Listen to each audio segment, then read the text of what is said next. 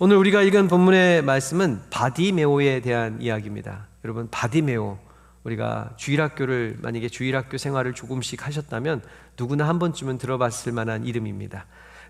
바디메오가 눈을 떴다네 하면서 막 우리가 노래를 불렀던 때도 있습니다. 그런데 이 바디메오라는 사람의 이름의 뜻을 알고 있습니까? 바디메오가 이름일까요? 아니면 어떤 불려졌던 사람의 어떤 존칭일까요?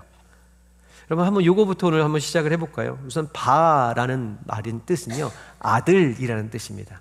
이 바라는 것은 아들. 그러면 디메오라는 것은요, 존귀한 자, 귀하게 여김을 받는 자라는 것입니다. 그러니까 이 뜻은 무엇이냐? 바디메오라는 것은 사실은 이름이 아닙니다.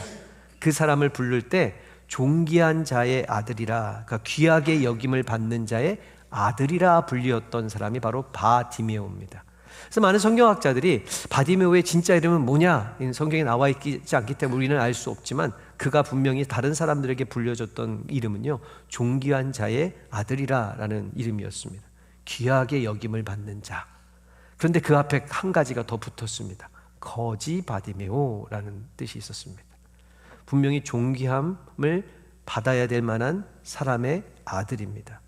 그런데 그는 오히려 그 앞에 거지라는 말을 붙여가면서 사람들에게 조롱과 멸시의 대상이 되어 있는 것을 보게 됩니다.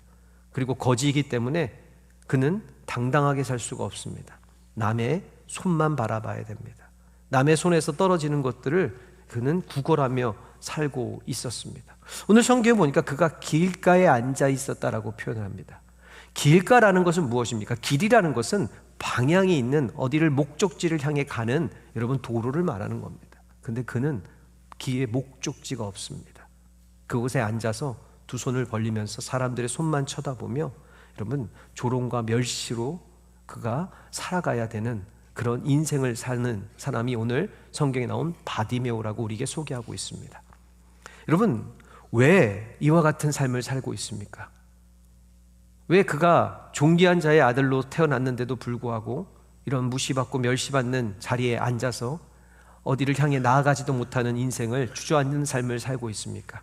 우린 너무나 잘 알고 있지 않습니까? 그가 앞을 보지 못했기 때문입니다.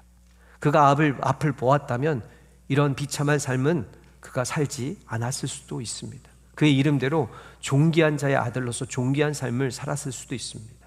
그런데 그는 오늘 맹인입니다. 앞이 보이지 않기 때문에 그가 이러한 삶을 살아갈 수밖에 없습니다. 여러분, 인간도 맹인이 되어 간다는 것을 알고 있습니까? 저도 한때 시력이 2.0이었습니다. 제가 멀리서 딱 보면요, 다 보였습니다. 무슨 몽골 사람들과 같지는 않지만 어느 날 안경 쓴 사람이 너무 멋지게 보이더라고요. 안경이 쓰고 싶었습니다. 누가 알려주더라고요. 그때 누가 알려줬는지 참 그분을 제가 찾고 싶은데, TV를 눈을 가까이 대고 보면 안경을 쓰는 날이 얼마 머지 않을 것이다 해서 제가 한번 했더니 정말 안경을 금방 쓰게 되더라고요. 이것은 아니더라도요, 우리는 눈이 노화되고 있습니다. 우리의 눈은요, 점점 나이가 몇명 갈수록 맹인이 되어가는, 여러분, 삶을 살고 있는 거 아십니까? 이제는 노안까지 와가지고요, 글씨를 보려면, 제가 죄송합니다, 어르신들한테. 제가 최근에 겪었던 일에 안경을 벗고 이렇게 쳐다봐야 되고요. 여러분, 우리의 눈은요, 맹인이 사실은 되어가고 있습니다. 그것이 난 눈이 좋다고요. 여러분, 그거 아십니까? 우리가 볼 수 있는 이 눈의 이 영역이 있다면 이것을 가시광선이라고 하는데, 주파수가 400에서 800대인 영역대만 인간은 볼 수 있답니다. 400 미만의 것들과 800 이상의 것들, 주파수들은 세상에 존재하고 있지만 우리 인간은 보지 못한답니다. 절대로 보지 못한답니다. 이것이 인간의 한계입니다. 인간은 사실은요, 우리는 잘 본다고 얘기하지만 우리는 보지 못하는 맹인이 되어가고 있는 삶을 살아가고 있습니다. 우리가 이것을 표현하는 것이 있죠. 인생은 한 치 앞을 못 본다고요. 우리 눈앞에 있는 것도 보여지는 것 같지만 우리는 그것도 예측하지 못하고 보지 못하는, 사실 우리가 이 맹인의 삶을, 육신적인 맹인의 삶을 살아가고 있는 것입니다. 그런데 우리 영적인 모습은 어떤 줄 아십니까? 우리는 영적으로 우리가 바라보면 우리는 하나님의 존귀한 자녀로 이 땅 가운데 우리는 태어났습니다. 존귀한 아버지의 자녀로서 우리가 이 땅 가운데 태어났죠.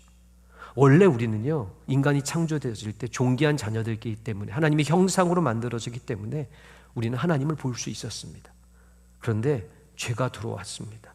죄의 역사 중에 하나는요, 무엇인 줄 아십니까? 우리의 눈을 어둡게 만듭니다. 우리의 영적인 눈을 어둡게 만듭니다.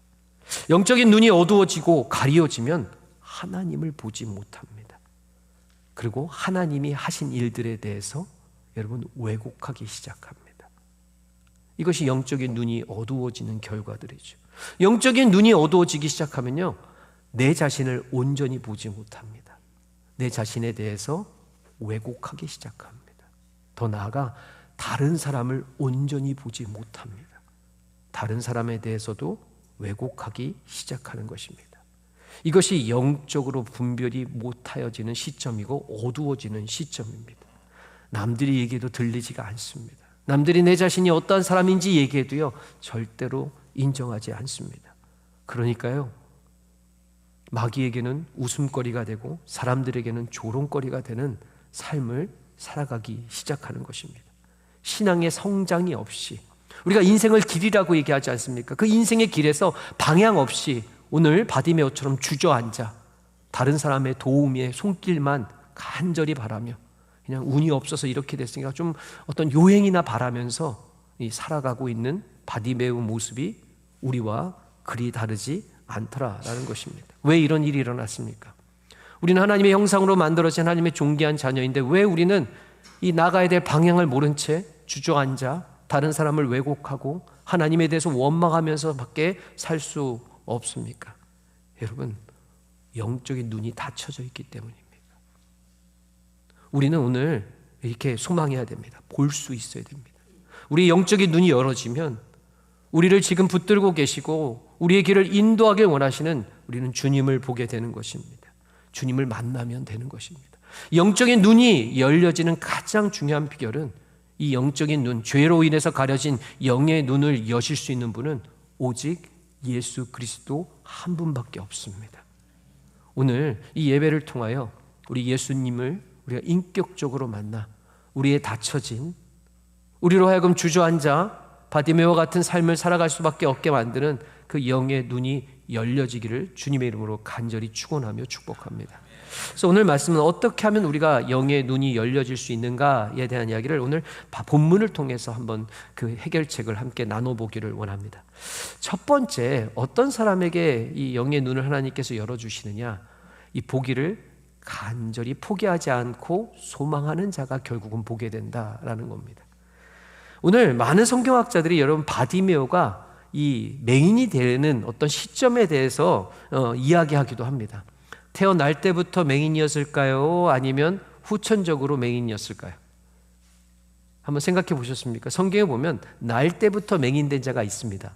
근데 이 바디메오는 어땠을까요? 저도 이게 한번 좀 궁금해서 여러 가지를 한번 찾아봤더니 이 원어적인 의미를 찾아보니까 바디메오가 나중에 예수님이 이렇게 말했던 대답이 나옵니다. 보기를 원하나이다. 근데 이것이 이 헬라어 문법을 보니까 원어적 의미를 다시 보니까 다시 보기를 원합니다. 이것을 또 다른 언어적인 의미로 해석해 보니까 다시 시력이 회복되기를 원합니다 라는 표현으로 썼다고 얘기하더라고요. 그러니까 다시 말하면 이 바디메오는 한때는 봤던 사람입니다. 한때는 멀쩡했던 사람입니다. 근데 어느 순간 그의 삶 가운데 이런 큰 질병이 찾아왔고 보지 못하게 되었습니다. 이게 중요한 게 아닙니다. 그는 여러분 이 기간이 어느 정도였냐라는 것도 살펴보기 원합니다. 어느 정도 기간이었겠습니까? 눈이 먼 지가 얼마 전이었겠습니까? 아니면 오래됐겠습니까? 또 성경학자들이 얘기하기로는 오래되었다고 얘기합니다. 왜냐? 그의 이름 앞에는요 거지라는 이름이 붙었기 때문입니다. 이 단어는요 그의 신분을 말하는 것입니다. 뭐 예를 들어 세리 아니면 선생, 랍비 뭐 이런 사람들의 이름이 붙었다면 그는 그 기간, 오랜 기간 동안 그 자리에서 그 일들을 감당했던 사람을 말하는 것입니다. 단순한 짧은 기간에 그런 일을 한 것이 아닙니다. 오늘 이 거지 바디메오는 거지라는 이 직책이 그 앞에 이름이 붙어 있는 것으로 보아서 분명히 그를 거지로 만들었던 그 맹인의 삶이 길었다라는 것을 성경학자들은 추측할 수 있습니다. 근데 이것을 제가 무슨 신학적인 논쟁으로 따지는 게 아닙니다. 분명한 사실 한 가지 있습니다. 그는 한때는 보았지만 보지 못하게 되었고 그 기간이 상당 기간 길었다라는 것입니다. 그런데 여러분 보십시오. 중요한 사실이 있습니다. 그가 이 오랜 기간 동안 그가 눈을 뜨기를 포기하지 않았다라는 사실입니다. 오늘 말씀의 가장 중요한 것은 이겁니다. 기간이 길어지면 사람들이 대부분 여러분 실망하고 낙심하고 포기합니다. 바디메오라고 안 해본 게 없었겠습니까? 열심히 아마 의사들도 찾아갔을 것입니다. 가진 것 많지 않았을지라도 가진 것을 다하여 눈을 뜨기를 그가 애썼을 것입니다. 그 기간이 길어진 겁니다. 그래서 그것이 그로 말미암아 거지로서의 삶을 살아갈 수밖에 없게 만들었습니다.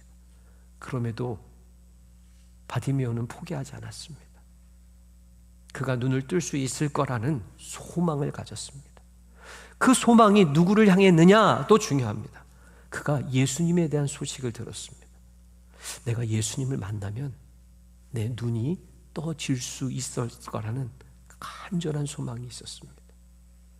이 소망이 여러분 예수님이 찾아오셨을 때 그가 나사렛 예수시란 말을 들었을 때 그는 즉각적으로 반응합니다. 그 예수님이 다가오셔서 질문합니다. 마가복음 10장 51절에 예수께서 말씀하여 이르시되 내가 무엇을 하여 주기를 원하느냐라고 물었을 때 맹인이 뭐라고 얘기합니까? 바디메오가 선생님이여 보기를 원하나이다. 한 번도 포기한 적이 없습니다. 예수님에 대한 소망을 그는 언제나 마음속 깊이 간직했습니다. 그러던 중에 예수님이 찾아오셨습니다. 물어보십니다. 무엇을 내가 해주기를 원하느냐? 그는 주저없이 대답합니다. 예수님, 보기를 원합니다. 여러분 성경에 보면요 12해 동안 혈류병 앓은 여인, 유출병이라고도 합니다. 몸에 피가 다 빠져나가서 결국에는 몸의 모든 힘을 잃고 죽을 수밖에 없는 병입니다. 이 여인이 12해 동안 큰 고통 가운데 있었습니다. 어느 날 예수님에 대한 소식을 들었습니다. 그리고 소망이 생겨나기 시작했습니다. 예수님을 만나면, 내가 예수님의 옷깃만 잡으면 나는 나을 수 있을 것이다 라는 소망이 있었습니다. 어느 날 예수님이 그 여인의 마을을 지나가시는 겁니다. 이 여인이 필사적으로 기어나가 사람들한테 밟히면서까지 예수님께 나아갔습니다. 그리고 예수님의 옷깃을 붙잡았습니다. 예수님이 이 여인을 낫게 하시는 것을 보게 됩니다. 이 여인은 예수님에 대한 소망을 끝까지 포기하지 않았습니다. 베데스다 연못에 38년 된 병자 이야기도 잘 알고 있습니다. 은혜의 강가 아래서 그가 병 낫기를 하나님께 간구하는 마음으로 38년 동안 버텼습니다. 마침내 예수님이 이 병자를 찾아오십니다. 그리고 이 병자를 일으켜 치유하시고 세우시는 것을 보게 됩니다. 여러분 중요한 것이 있습니다. 예수님은요 우리 마음속 깊은 곳에 소망을 절대로 외면하지 않으십니다. 특별히 그분을 향한 소망을 주님께서는 반드시 기억하십니다. 오늘 예수님이 찾아오신 여리고가 그렇습니다. 여리고는요 유대인들이 잘 찾아가지 않는 지역입니다. 상업적으로는 발달되는 관문일 수 있지만 유대인들이 이것을 부정하다고 하여 지나가지 않는 곳입니다. 그런데 예수님은 찾아오시는 겁니다. 누구를 위해서요? 끝까지 소망을 포기하지 않는 이 바디메오를 만나기 위해서 찾아오신 겁니다. 12의 혈류병에 앓은 여인을 찾아가십니다. 아무도 그 여인 근처에 가지 않지만 예수님은 지나가신 것입니다. 그 기준이 있다라고 한다면 여러분 예수님을 향한 소망을 포기하지 않는다면 예수님은 반드시 찾아오십니다. 오늘 여러분 오늘 이 우리가 드려지는 예배 가운데 우리 찬양 가운데 우리 기도 가운데 때로는 우리가 지금 겪고 있는 고난과 시련 가운데 예수님이 찾아오시기를 주님 이름으로 축원합니다. 그러나 한 가지가 필요합니다. 주님을 향한 포기하지 아니하는 간절한 소망이 있어야 됩니다. 예수님이 오시면 내 이 비참한 인생, 내 고난 가운데, 내 이 무너진 삶 가정 가운데 예수님 찾아오시면 회복될 수 있고 치유될 수 있고 역전될 수 있다는 소망을 우리가 포기하지 않으면 그 소망 가운데 우리가 예배드리고 소망 가운데 찬양하고 소망 가운데 간절함을 가지고 주의 말씀 가운데 귀를 기울인다면 오늘 성경의 말씀처럼 예수님은 반드시 여러분 삶 가운데 찾아오십니다. 그리고 이와 같이 물으시기를 주님의 이름으로 축원합니다. 내가 무엇을 하여 주기를 원하느냐? 우리가 이때 주저없이 대답하십시오. 여러분 삶의 문제를 주저없이 주님께 말씀하십시오. 내 자녀가 회복되기를 원합니다. 내 육신의 질병이 낫기를 원합니다. 내 무너진 내 가정이 정말 주님 안에서 믿음으로 다시 서기를 원합니다. 내 모난 성격이, 내 모난 이 성품이 하나님 주님의 마음을 담기 원합니다. 우리가 이와 같이 주님께 구하면 주님은 반드시 응답하실 것입니다. 여러분 예레미야 29장 13절에 이렇게 약속하십니다. 너희가 온 마음으로 간절히 나를 구하면 뭐라고요? 나를 찾을 것이요 나를 만나리라. 잠언 8장 17절에 나를 간절히 찾는 자가 뭐라고 얘기하고 있습니까? 나를 반드시 만날 것이라고 주님께서 주신 이 약속의 말씀입니다. 사랑하는 성도 여러분, 너무 오랫동안 이루어지지 않아 포기하고 절망한 내 마음속 깊이 묻어둔 문제들이 있습니까? 오늘 우리는 바디메오처럼 오직 주께 소망을 두시기를 주님의 이름으로 축원합니다. 소망을 포기하지 마시고 간절히 소망 가운데 기도하고 예배한다면 주님께서는 반드시 우리 삶 가운데 찾아와 주셔서 우리의 눈을 열어주시고 주님이 원하시고 기뻐하신 선하신 뜻이 무엇인지를 알게 하여 주시기를 간절히 소망합니다. 그리고 두 번째, 여러분 간절히 부르짖는 자가 보게 되더라라는 것입니다. 이 간절함의 가장 쉬운 표현이 뭔지 아십니까? 여러분 간절하면요 사람이요 목소리가 커집니다. 부르짖기 시작합니다. 여러분 마가복음 10장 47절에 보니까 나사렛 예수시란 말을 듣자마자 어떻게 하고 있습니까? 소리질러 이르되 다윗의 자손이여 나를 불쌍히 여겨주시옵소서. 다윗의 자손 예수여 나를 불쌍히 여겨달라고 그가 소리질러 이야기하는 그 간절함을 보게 됩니다. 바디메오의 말과 행동에는요 간절함이 있었습니다. 간절하다고 하면서 부르짖지 않는다라는 것은요 어불성설입니다. 제가 어느 한 놀이동산에 옛날에 간 적이 있습니다. 어떤 아이가 이 어머니 아버지를 잃어버린 것 같습니다. 한 구석에서 아이가 울고 있는데 얼마나 크게 우는지 모릅니다. 엄마! 엄마! 근데 아빠는 안 부르더라고요. 왜 그런지는 모르겠지만 너무 시끄러운데도요 주변 사람이 뭐라 하던 얼마나 그 어머니를 찾는 그 간절함이 있는지 모릅니다. 같은 날 또 같은 경우를 봤습니다. 같은 부모 아닙니다. 한 자녀를 잃어버린 것 같습니다. 그 어머니가요 아이를 찾아다니려고 아이의 이름을 불러가면서 크게 시끄럽게 다니는데요 주변 사람도 신경 쓰지 않습니다. 간절하면요 부르짖습니다. 내가 간절한 소망이 있으면요 그 사람을 향해서 부르짖는 것이 마땅하더라라는 것입니다. 여러분 다윗을 보면 그렇습니다. 시편 18편 6절에 내가 환난 중에 여호와께 아뢰며, 여기까지는 그냥 우리가 말하는 기도의 모습 아닙니까? 나의 하나님께 부르짖었더니 그가 성전에서 내 소리를 들으시며 그의 앞에서 나의 부르짖음이 그의 귀에 들렸도다라고 그가 고백하고 있습니다. 다윗이 환난 중에 고난 중에 있었습니다. 처음에 아랬습니다. 근데 시원하지가 않는 겁니다. 큰 소리로 주님을 향해 부르짖었습니다. 도와달라고, 나를 구원해달라고 주님께 부르짖었더니 주님께서 들으셨답니다. 주님께서 귀를 기울이셨답니다. 하나님이 귀가 먹으신 분은 아닙니다. 여러분 작게 얘기해도 주님은 우리의 작은 신음에도 주님은 반드시 들으시고 응답하시는 분입니다. 그러나 제가 말씀드리는 것은 하나님을 향한 간절함을 말하는 겁니다. 여러분 시편 34편 6절에 이 곤고한 자가 부르짖음에 여호와께서 들으시고 그의 환난에서 구원하셨다라고 말씀하고 있습니다. 부르짖을 때 우리의 간절함을 주님 앞에 향해 그 소망을 부르짖으며 나아갈 때 주님은 반드시 들으시고 여러분을 환난 가운데 구원하시는 분이라고 주님은 우리에게 자기 자신을 소개하고 계십니다. 여러분 출애굽기 22장 23절 보십시오. 내가 만일 그들을 해롭게 함으로 그들이 내게 부르짖으면 내가 반드시 그 부르짖음을 들을 것이라. 때로는 우리 가운데 고난을 주신다. 우리를 해로운 일들을 우리 가운데 허락하신답니다. 근데 그 목적이 있답니다. 왜죠? 그들로 하여금 내게 부르짖게 하기 위함이라는 것입니다. 간절하게 그 소망을 주님께만 두기를 원하는 것입니다. 그러면 부르짖으면 어떻게 하신다고요? 들으시겠답니다. 예레미야 29장 12절에 너희는 내게 부르짖으며 와서 내게 기도하면 내가 너희를 어떻게 할 것이요? 들을 것이요. 부르짖으며 어떻게 한다고요? 기도하는 것. 부르짖으면서 기도하는 걸 우리가 뭐라고 얘기합니까? 네, 별로 대답하기 싫으시니까 통성 기도라고 얘기하죠. 그럼 반드시 듣겠다라고 약속하십니다. 우리가 너무나 잘 아는 말씀 예레미야 33장 3절입니다. 너는 내게 부르짖으라. 내가 내게 응답하겠고 내가 알지 못하는 크고 뭐라고요? 은밀한 일을 내게 보이시겠다. 부르짖으면 우리의 닫혀진, 죄로 인해서 영적으로 닫혀진 영의 눈을 열어주시겠다 합니다. 주님이 하시는 주님의 영광을 보게 하시고 우리와 언제나 함께 계시는 주님을 보게 하시겠다고 주님께서 우리에게 약속하시는 겁니다. 부르짖으면 다른 것이 아닙니다. 여러분, 기도입니다.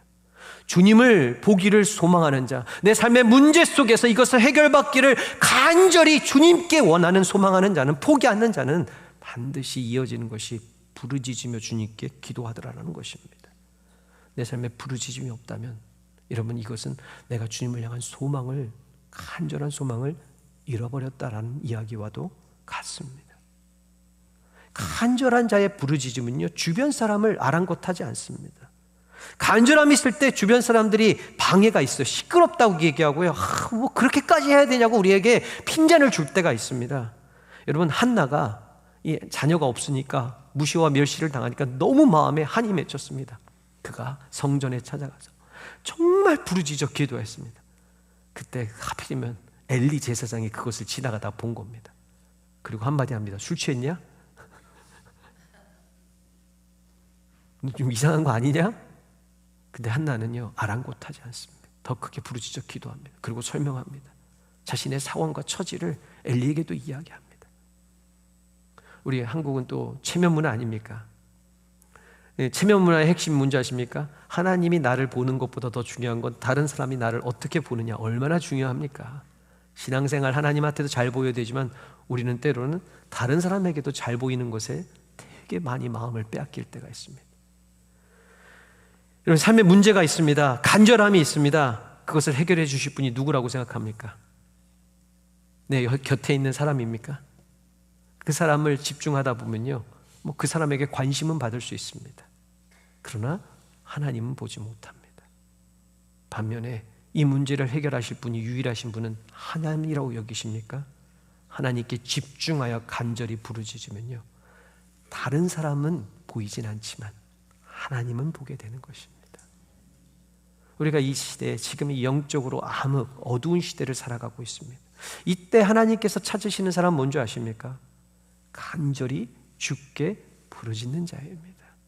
여러분, 우리가 부르짖는 기도를 우습게 여기면 안 됩니다. 이것도 영적으로, 믿음으로 훈련이 필요합니다. 물론 때와 장소가 있죠. 갑자기 주일 예배 드리다가 오늘 목사님 부르짖는 기도를 하려겠다고, 난 지금 기도해야 될 때니까, 설교하는 중에 막 부르짖어 기도하면 조금 우리가, 이것은 또 성령의 역사가 아니죠. 만약에 골방이 있다면 골방에 가서 부르짖어 기도하십시오. 그리고 교회가 함께 모여서 부르짖는 기도의, 통성의 기도의 자리가 있다면 나와서 주님께 기도하십시오. 간절한 소망을 가지고 주님께 부르짖으면요, 주님께서 반드시 응답하십니다. 그리고 우리의 영의 눈을 반드시 열어주실 것입니다. 오늘 바디웨어 이야기를 통해서 배우시기 바랍니다. 간절함은 부르짖음이고 그 부르짖음은 오직 주님만을 바라보게 하는 영적인 도구라는 사실입니다.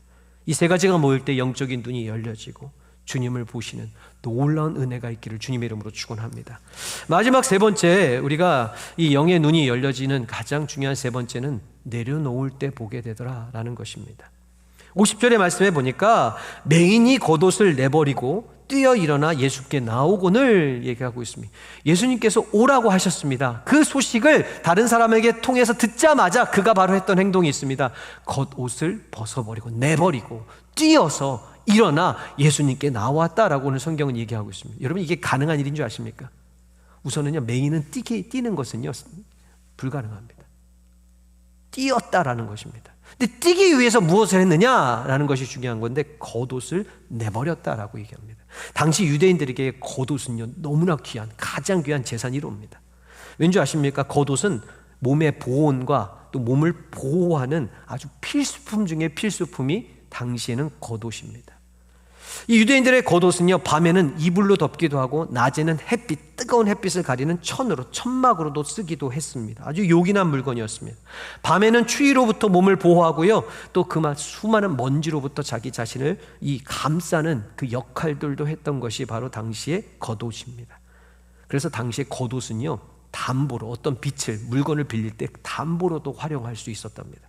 신명기 24장의 12절 13절에 보면 정말로 빛을 질 때 겉옷을 담보로 맡길 수 있었다라고 성경은 우리에게 소개하고 있는 것을 보면 겉옷이 얼마만큼 중요한 것인지를 잘 알고 있습니다. 그런데 거지 바디메오입니다. 거지 바디메오에게 무엇이 있었겠습니까? 그의 전 재산이었습니다. 그의 전부였습니다. 마지막으로 그가 붙들 수 있는 자신의 생명과 같은 여러분 도구는 그의 겉옷밖에 없었습니다. 그리고 또 그 겉옷이라는 게 얼마나 중요했느냐, 거지 바디메오에게는 당시에 이 교회의 어떤 이 성경학자들이 얘기하기로는요, 겉옷은 그 자신의 신분을 증명하는 거였답니다. 우리에게는 신분증이 있죠. 이 드라이버 라이센스가 있는데 당시에는요, 이 성경학자들이 얘기하기로는 겉옷이 자신의 신분이었답니다. 제사장의 옷을 입고 다니면 제사장인 겁니다. 랍비의 옷을 입고 다니면 이 사람은 선생님인 겁니다. 그런데 거지의 옷도 있었답니다. 무슨 옷의 재질이 좀 달랐겠죠. 그것을 떠나서 색깔별로 어떤 자신을 증명할 수 있는 옷이 있었답니다. 여러분, 거지를 증명할 수 있는 겉옷이 있었다고 한다면 그는 여러분 공식적으로 어디를 가서든지 구걸을 할 수 있는 자격증이 있는 사람이었습니다. 근데 이 겉옷을 벗어버렸다, 겉옷을 내버릴 수 있었다. 여러분, 여기 아주 중요한 영적인 원리가 있습니다. 이제 더 이상 자신에게는 이것이 예수님보다 중요하지 않다라는 겁니다. 자신의 마지막 남은 생계수단이요, 자신의 정체성이었습니다. 근데 그 예수님의 부르심에 그 겉옷을 내버렸습니다. 성경에 보면 단순히 벗었다가 아니라 즉각적으로 던져버렸답니다. 왜요? 아까도 뛰어서 주님께 달려가기 위해서. 다른 말로 말하면요, 이것을 입고 있으면 주님께 뛰어갈 수가 없는 겁니다. 자리에서 일어나기가 어려운 것입니다. 그러니 그 겉옷을 즉각 버리는 것입니다. 주님께 나아가기 위해서는요, 겉옷이 방해가 되더라는 것입니다. 여러분, 영적인 눈이 열려지기 위해서는요, 주님을 가까이 나아가야 됩니다. 천천히 나아가면 안 됩니다. 주님 부르실 때 나아가야 되는 것입니다. 그냥 주님이시다, 와 예수님이시다, 이 정도로 끝나면 안 됩니다. 주님께 가까이 나아가야 됩니다. 이것이 바로 영적인 전쟁이고 신앙의 생활입니다. 내가 하나님보다 의지하고 있는 것, 그러기 위해서 내가 지금 붙들고 있는 것, 나의 마지막 내가 의지하고 있는 것이 내 자존심, 나의 정체성, 그런 것들이 있다면 어떤 분들은 내 겉옷을 내 자녀로 삼습니다. 이 자녀만 내 가운데 있으면 나는 보호받을 수 있을 거라고 생각합니다. 어떤 분들은 과거에 공부했던 여러분 지식들을 가지고, 경험들을 가지고 내 겉옷을 삼고 있습니다. 어떤 분들은 나의 명예를 붙들고 이와 같이 겉옷을 삼고 있습니다. 대부분의 많은 분들이 물질을 내 인생을 보호해 줄 겉옷으로 삼고 있습니다. 여러분, 근데 여러분, 이 겉옷이 우리를 보호해 주는 이 세상적인 눈으로 안전지대처럼 보이지만 동시에 우리의 영적인 눈을 가리는 가림막이 될 수도 있다는 사실입니다. 주님이 부르시듯 주님 앞에 그 사명의 자리로 나아가는데 우리를 그 길에서 주저앉게 만드는 우리의 무거운 짐이 될 수도 있다는 것입니다. 그런데 주님이 부르십니다. 나오라는 것입니다. 그때 이것을 내려버린다는 것은, 내버릴 수 있다는 것은, 내려놓을 수 있었다는 것은요, 나의 간절한 믿음이 누구에게 있느냐를 분명히 그의 신앙을 표현한 것입니다. 맞습니다. 지금 나의 영적인 눈이 가려워지고 내 육신의 눈이 가려워져서 나로 하여금 이 길 가운데서 주저앉게 만드는 이것을 해결하실 분은 예수님밖에 없습니다 라는 분명한 믿음이 생기니까, 그것을 눈을 뜨게 하실 수 있는 예수님밖에 없음을 깨닫게 되니까 그것을 과감히 내려놓을 수 있는 것입니다. 여러분, 주님은 언제나 날마다 우리를 부르십니다. 말씀의 자리를, 오늘 우리 이와 같이 예배의 자리로 우리를 부르셨죠. 기도의 자리로 날마다 우리를 초청하십니다. 찬양의 자리로 우리를 언제나 부르십니다. 여러분, 우리 토레스 좋은교회는 그와 같은 교회가 되기를 원합니다. 교회의 가장 중요한 사명은 말씀이 선포되는 것이고, 날마다 찬양하고 쉬지 않고 기도하는 자리가 되는 것입니다.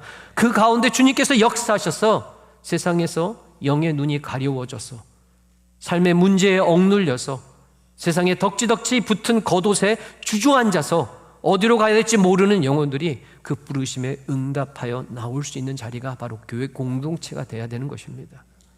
참으로 감사하게 우리 토렌스 좋은교회는요, 예배가 언제나 있습니다. 찬양이 언제나 넘칩니다. 기도하는 기도의 일꾼들이 있습니다. 그 자리로 주님께서 부르십니다. 어떤 자들을? 수고하고 무거운 짐진 자들입니다.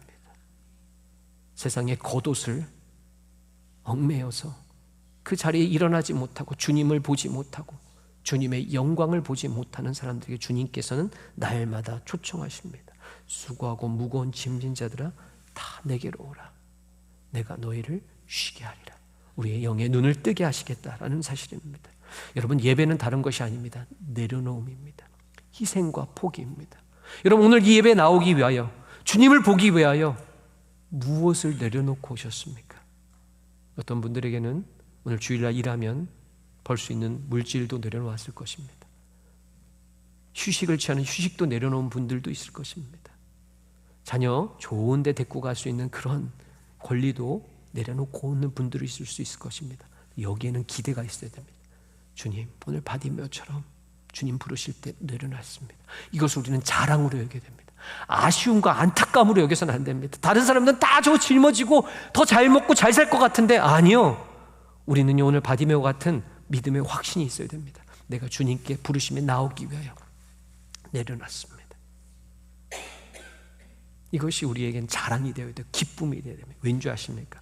그렇게 나온 한 영혼이라도 주님은 소홀히 대하지 않으시더라는 것입니다.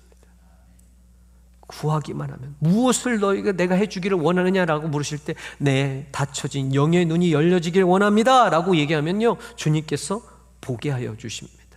52절에 보십시오. 예수께서 이르시되 가라, 내 믿음이 너를 구원하였느니라 하시니 그가 곧 보게 되어 예수를 길에서 따르니라. 예수님이 무엇을 선포하십니까? 믿음으로 너는 구원을 받았다. 여러분, 구원받음이 뭔지 아십니까? 구원받으면요, 눈이 열려지게 되는 것입니다. 누구를 보게 되는 줄 아십니까? 예수님을 보게 되는 것입니다. 내가 구원받았습니까? 여러분, 예수님의 음성이 들리십니까? 예수님이 보이십니까? 그리고 더 중요한 것이 그 길에 앉아있던 그가 어떻게 했다고요? 곧 보게 되어 예수를 길에서 따르니라. 예수님을 따르는 삶, 이것이 제자 삶 아닙니까? 제자의 삶을 비로소 살아가더라는 것입니다.